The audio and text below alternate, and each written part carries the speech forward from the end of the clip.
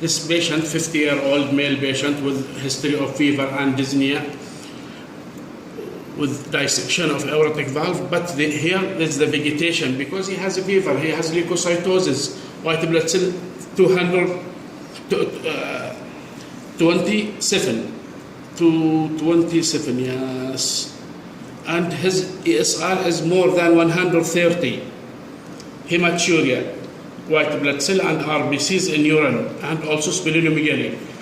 This dissection of aortic valve, and this is the flap or the vegetation and aortic regurgitation, destructive site.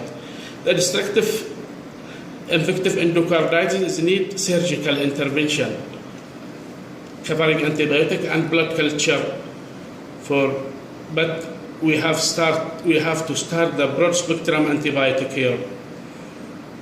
His blood pressure was 110/49. Thank you for your listening.